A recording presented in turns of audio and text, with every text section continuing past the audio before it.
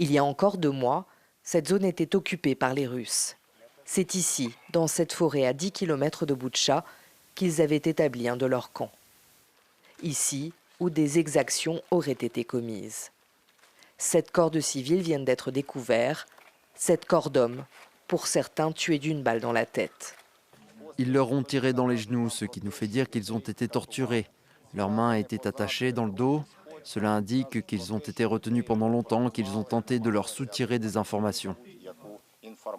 L'odeur est irrespirable. Ces hommes auraient été tués au mois de mars et enterrés à la hâte dans cette fosse commune, une parmi tant d'autres. Dans la région de Kiev, 322 personnes n'ont toujours pas été retrouvées.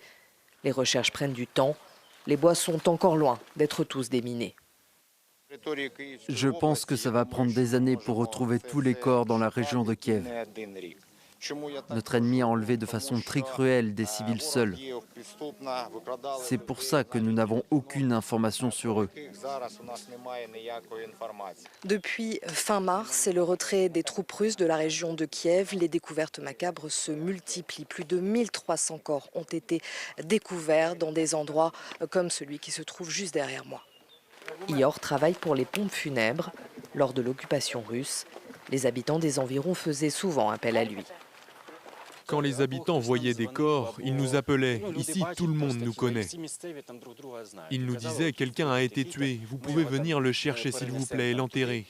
Quand on pouvait, on prenait un cercueil, on récupérait le corps et on allait l'enterrer au cimetière. L'identification des corps peut désormais commencer.